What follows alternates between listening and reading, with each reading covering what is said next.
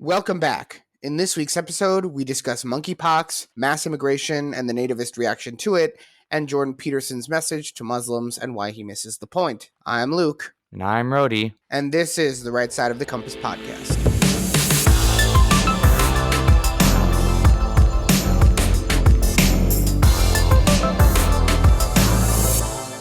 So, we're back. It's been a little while. I haven't been on the podcast in a while. Yeah, we missed you. Yeah, it's been a rough couple weeks, but I'm finally back, thank God.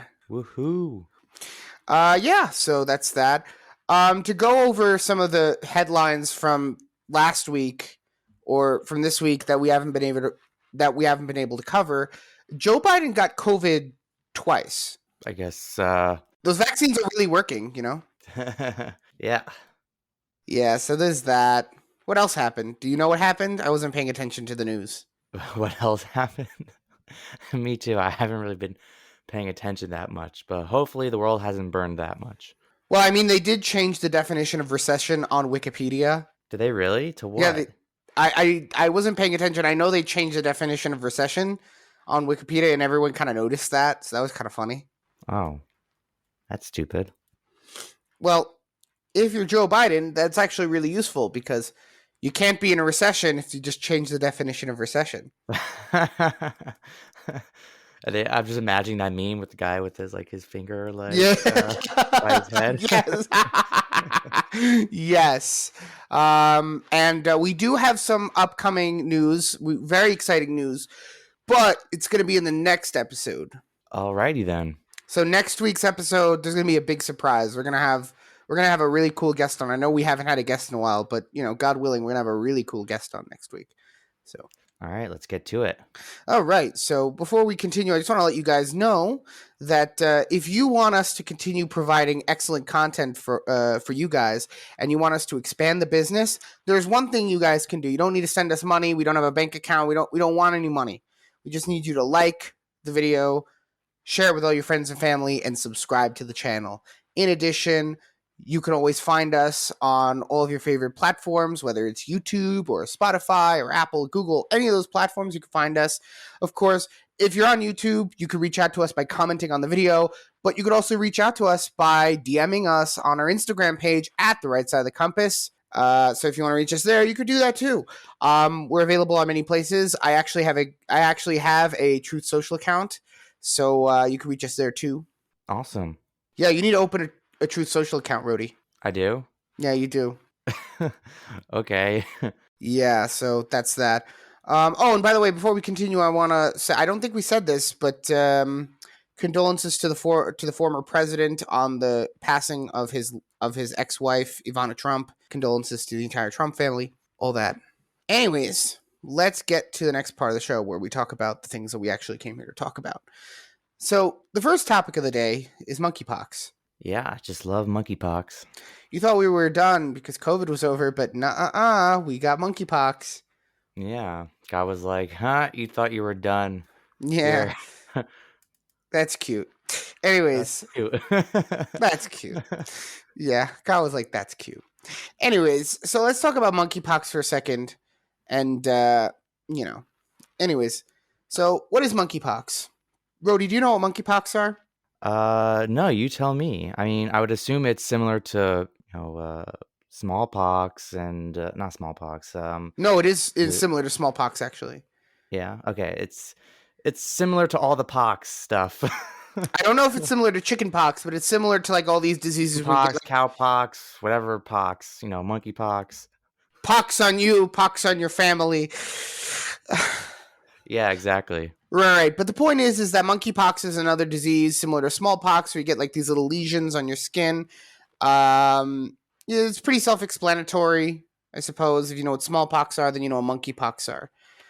So here's the thing: what's interesting about the monkeypox is that unlike smallpox, which generally attacks the whole body equally, monkeypox actually kind of manifests on all the places where people typically get the sexually transmitted diseases.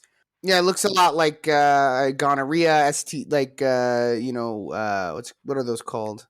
Cold sores, what what we call cold sores, genital warts, things like that. I know this Yeah, is but a what I've family. been reading is it's not considered a sexual transmitted disease. It's considered a disease that's by contact when and in the most contact, and like it has to be for like a long time.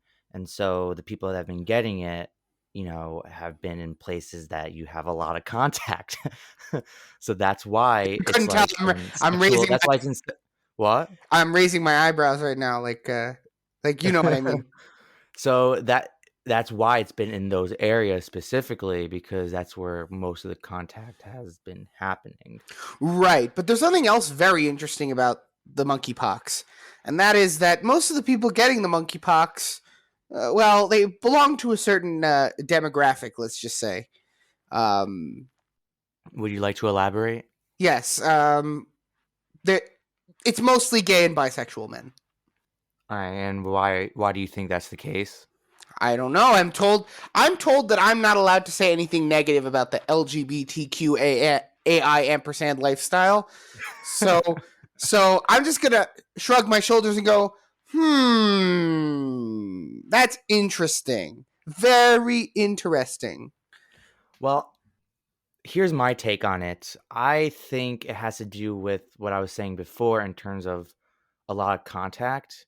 And it seems like the LGBTQ community, their culture is very much more uh, sexually oriented, and like, they go to clubs and they go to parties, and the way they're meeting more people are either on these apps, or they're very or when they go to social gathering events and then they go to an after party, and then they have sex after, at the end of But the it's after party. but to be So clear, it's not lesbians. It's not lesbians. Lesbians aren't affected by this.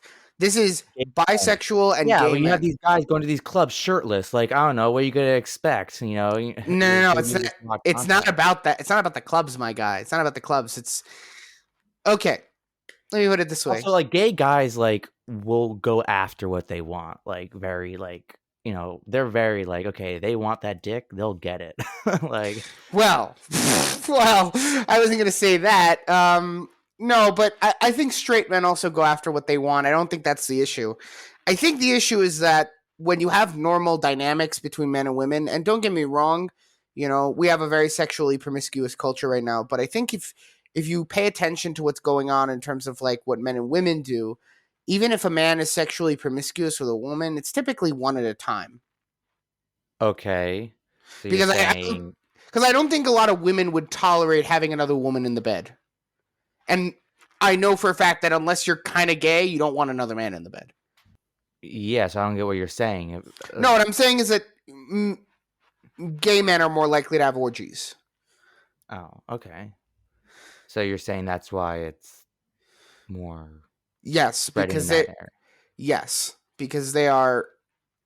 Listen, there are gay people that are sexually, they're very much like one guy. That's it. They're gonna fine, whatever.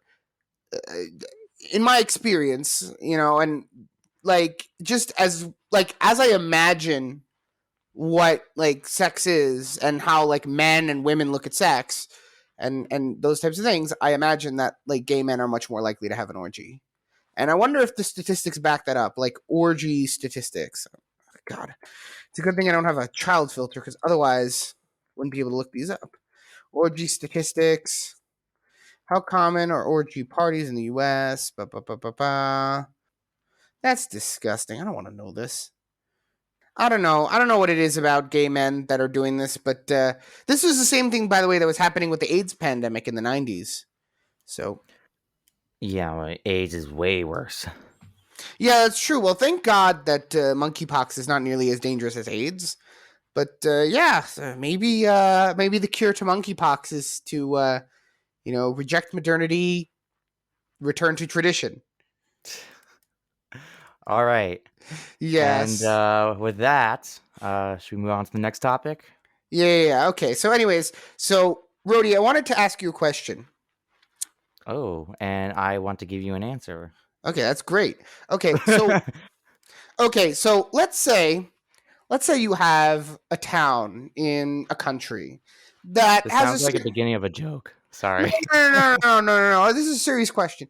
So we have a town or a city in a certain country that has a certain population, and a bunch of people come from a different country and they bring their culture with them and they make it much more difficult for the natives to live.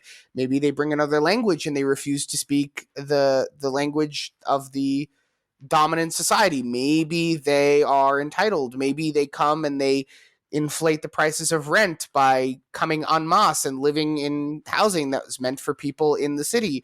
Or maybe they take jobs that natives would have rather taken. What would you call that thing?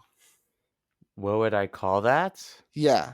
I mean, I would call it "Welcome to My World," but uh, Right. So okay, and so now you got the native population. They're kind of upset that the new immigrants are not integrating into society. They're still speaking the language of the society they came from, and well, Luke, what's something that can stop that from happening?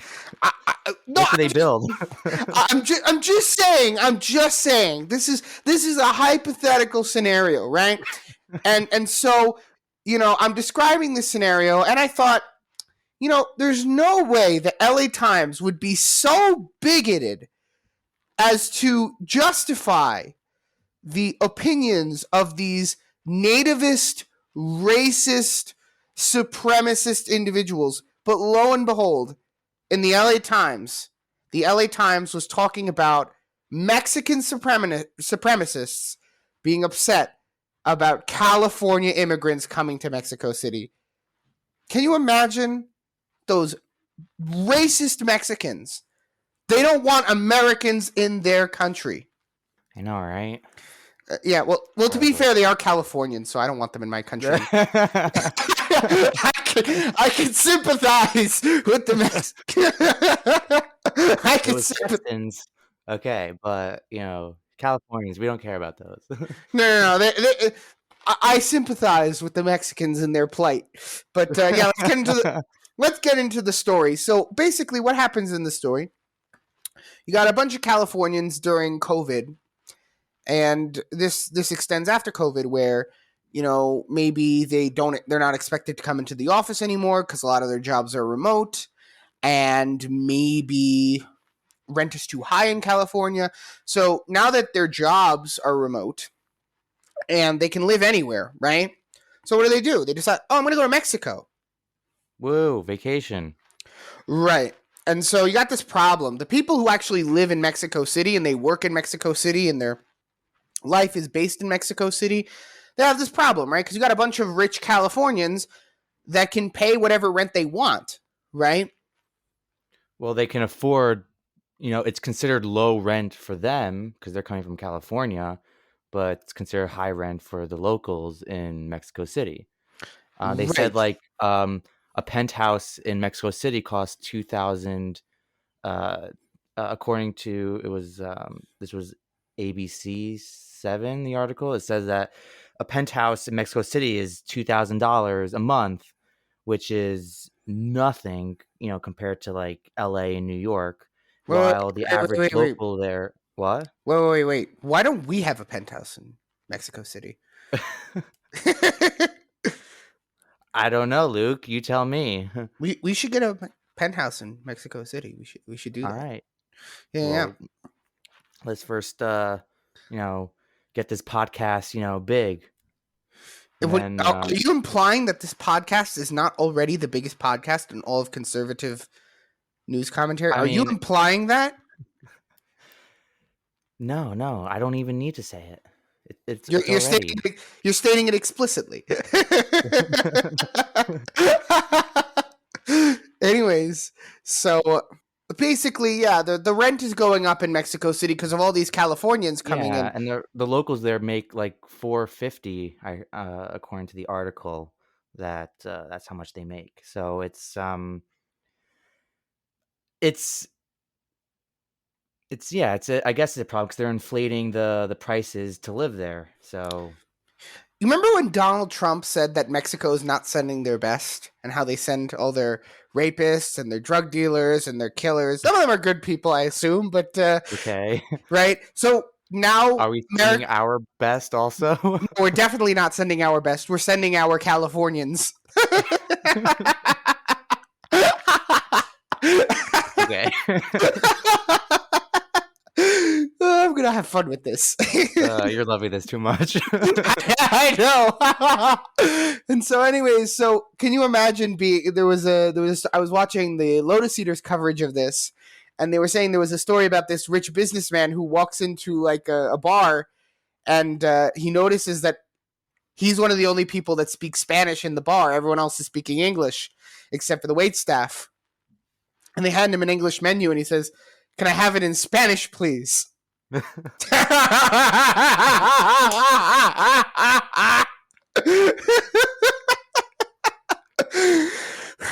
Mexico.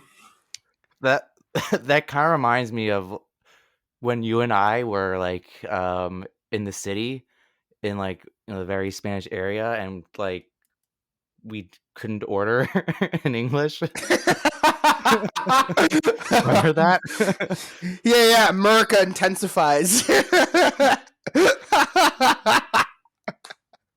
Oh, we're gonna have fun with this thing. Honestly, this is so much fun. Anyways, so the natives are telling these Californians to f off, to go back to where they came from. They're specifically saying the term digital nomads, which I think is very important. Honestly, like in all seriousness, that's very important to know because it was explained to me as follows: there are anywhere people and there are somewhere people, right? Anywhere Okay. people are like the elite class. They're not attached to the land. They could go anywhere they want, right? And then there's the somewhere people. These are people with ties to the land. And the anywhere people need to be cognizant of the fact that, if too many anywhere people go to a place, it ruins it for the somewhere people. Yes, that is very true because the people who can't go anywhere can't go anywhere. So, Yeah, so but I think the irony, of course, is that Mexico is now beginning to know how it feels. But unlike the US and unlike, I don't know, London or Canada or this that, they're not encumbered by the same political considerations that we are. So Mexicans who are sick and tired of Californians coming to Mexico, which again, my deepest condolences.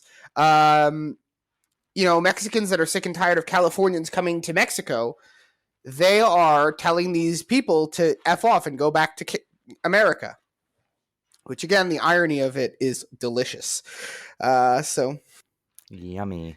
I can't get over the irony of this. This is incredible. So yeah.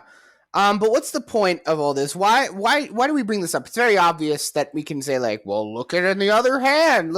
Imagine if white people would say this, and imagine if white people get upset about Mexicans coming to their country. Well, that is the case. But more importantly, this story illustrates that once you pass the fog of political correctness, mass migration of any kind is a problem. Mass migration of any kind that the country is not prepared for will always cause problems, especially to the little guy. And that's something that needs to be taken. Immigration's not it's not like a social justice warrior cause. Anyone on the right or the left that seriously wants to help people, they need to understand that part of helping people is helping people where they are, and not just shipping them off to another country. Yeah, it's also, I guess, what you're saying is maintaining, also not just changing. Right. Part of it, yeah. Because I was thinking about it. What happens with all these Americans that are now going to Mexico? And what happens to all these Mexicans that are now going to America, right? These are people that they're enterprising enough to go to another country, and now it's talent that's being taken away from the countries. Yeah. So imagine if instead of, leaving Mexico, they actually bothered to fix Mexico and their problems. But at the same time, it's also might help. You're right. The talent that people are the people who are going to Mexico City, they're freelancers or they're working remote, so they're working for an American company, yet they're living somewhere else. So they're not necessarily adding. So their talent is not being added to the Mexican economy. But at the same time, the money that they're making, they're spending there. So it kind of is in some form. Right, but if the rent is going up because now landlords can charge more for rent because there's simply not, it's simply a matter of supply and demand, right? There's only a certain amount of housing that can be provided, right? So Yeah. if Mexico City had to deal with a certain amount of people up until now, and now all these Americans are coming en masse because of COVID, now they can live anywhere. So why would they live in California? They're going to go live in Mexico, right? But these people also need a place to live. So the rent is going to go up. And that will displace Mexicans. That is a reality. Okay. I mean, Yeah. listen, the irony is too delicious, so I can't help but enjoy this. But if nothing else, my sincerest condolences to the Mexican people that you're dealing with our Californians. Anyways, yeah, this was a great story. I'm so glad I covered it. I'm so glad we covered it. Maybe now they won't be so. Maybe now they'll build a wall, To keep us out. which would Thing is, be they're hilarious. flying there. They're not walking there. So maybe they'll build A just wall a real. behind around the airport. No, they'll just make the wall a bazillion times taller, like Trump always dreamed of. It's gonna be huge. It's gonna be huge. Alrighty. Yeah. And with that, let's go on to the next topic. Yes. So the next topic is about a message to Muslims. So Jordan Peterson, I think 2 weeks ago, I wanted to cover this last week, but we couldn't have a podcast last week for problems. Anyways, but Jordan Peterson put out this message to Muslims, and did you watch the video, Rhodey? Yes, I watched it. Yeah, so I mean, I'm gonna be honest. This is not Jordan Peterson's best work. Why do you say that? Well, because it's very nice what he said. If you take religion at at very face value, or not, like if you don't. Let me rephrase that. It's very easy to think Jordan Peterson's video is profound if you don't take religion very seriously. But if you're like me and you take religion rather seriously, it's very easy to understand why Muslims, Christians, and Jews would be offended by the video. And I don't mean in like a feminist type of offended. I mean like a very basic misunderstanding of our religion. How dare he say that about a religion thing? Would you like to, I guess, elaborate on what he mentioned for people who haven't seen it? Right. So this is a pretty much a 7-minute video Jordan Peterson made, and it's you should watch it. I think it's interesting, and Jordan Peterson means well, and I think most of his critics acknowledge that. But again, I didn't watch too many of his critics simply because I just don't want to listen to Muslims talk about how Israelis are oppressing the Palestinians, because it's just not true. Um, and they certainly don't do a very good job explaining why it is that happened.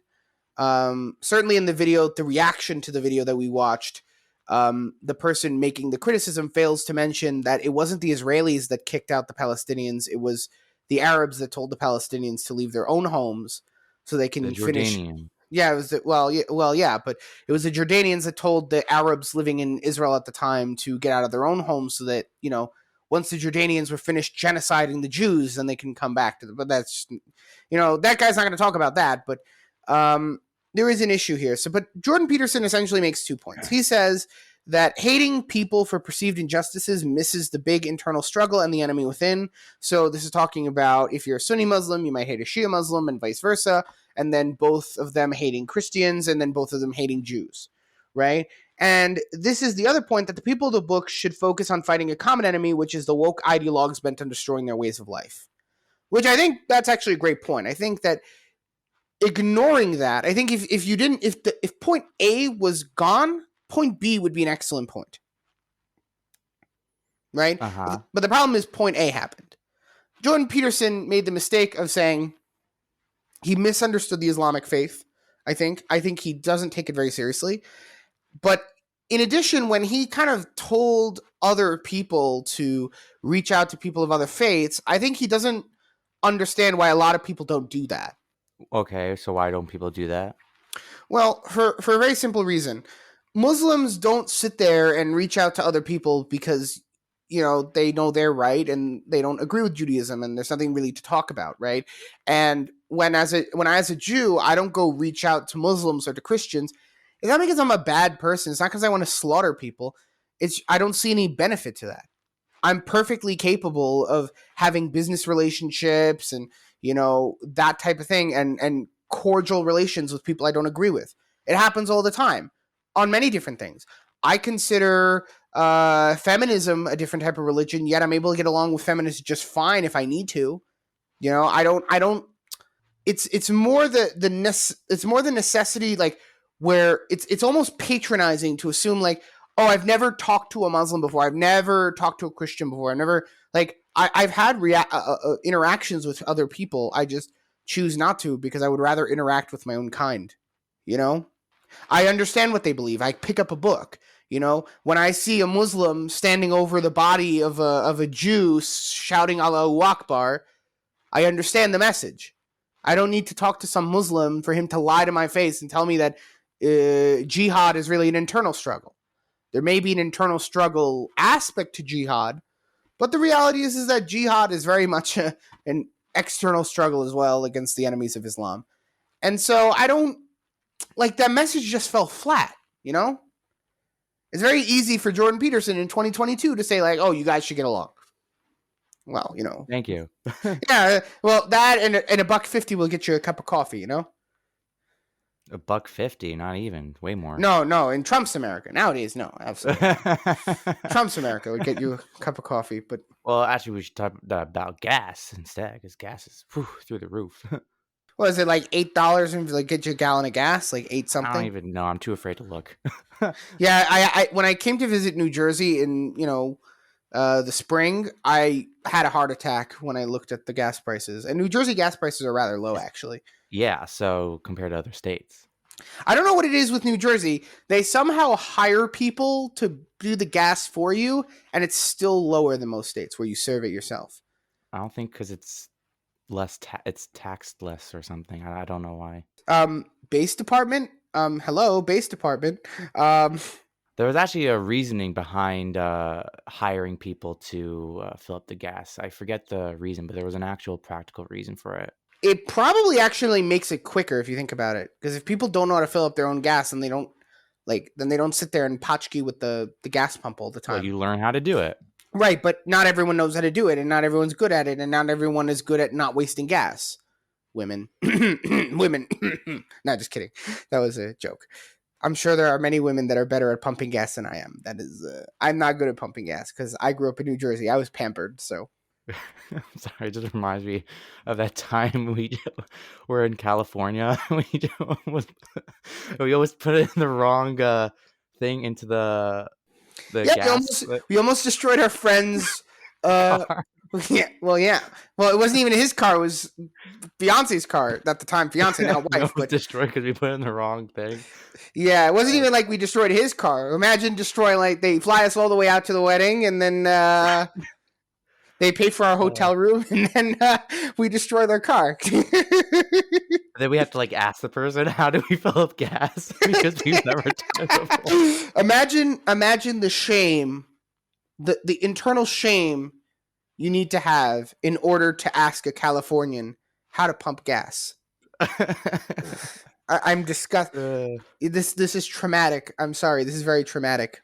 Yeah. Yeah. Anyways, so Anyways. but that's kind of like the thing that bothered me about it, which is that it misses the point. I think that Muslims have a problem with maybe not Christianity and Judaism in concept, but they have a problem with those people, and it's not so simple. Like Jordan Peterson can't come in 2022 and be like, "Oh, guys, get along." The lobster, and now like, oh, we're all of a sudden gonna get along now. It's like that's a very infantile attitude to have. And what especially bothered me about his speech was when he said, like, "You're people of the book, now start acting like it." Oh, so when I give charity to the poor, I'm not a people of the book. I'm only people of the book if I shake a Muslim's hand. It's not when I pray 3 times a day. It's not when I learn Talmud. It's not when I do good deeds. It's not like, none of that matters. None of that matters. I need to shake a Muslim's hand to be a people of the book. I'm sorry, nowhere in the Bible does it say I need to shake a Muslim's hand. Not that I wouldn't even do it. I'm just saying, like, nowhere does it say in the Bible that I need to get along with Muslims. I mean, it's not even Muslim. It's just non-Jews in general. I mean, the Talmud even goes further as like you don't have to do anything or you shouldn't do things. Yeah, it separates us. I know what my rights are. I know what I'm supposed to do. But like, if I don't feel like getting along with a certain religion because I don't feel that religion gets along with me, it's not because I'm a bad person. I'm just being pragmatic. I look at what the other side is saying. I'm like, yeah, maybe I shouldn't have much to do with that. And again, what's shocking is this is not like some liberal on college campuses who thinks we can all get along. This is Jordan Peterson. I expected more of Dr. Peterson, honestly. This is one of his weaker takes, honestly. So, you got anything to add? Um, no, did you want to talk about the reaction to Jordan Peterson's video? Yeah, well, I think that the reaction in the Muslim world was one of laughter, but also one of like skepticism. It's not for nothing that Jordan Peterson just signed on to the Daily Wire. Now, forgive me for being a Zionist, an anti-Zionist conspiracy theorist here, rather, anti-Zionist conspiracy theorist. But isn't the Daily Wire run by a one Benjamin Shapiro? Yes. Yeah. So Zionist alert. So Jordan Peterson is now a confirmed Zionist. So All right. I think Jordan Peterson, I don't want to say killed his credibility because I'm sure there are lots of Muslims that still listen to him. And some of the discourse was, somewhat still respectful. But I think he lost a lot of his credibility in the Islamic world because I think you lose something when you say something that infantile and that kind of meaningless. What Jordan Peterson said, in my opinion, as a religious person, was kind of meaningless. Uh-huh. All right. Yeah, so that's that. And that's our show. Thank you for watching. You can follow us on all your favorite podcast platforms, as well as you can watch our show on YouTube and Rumble.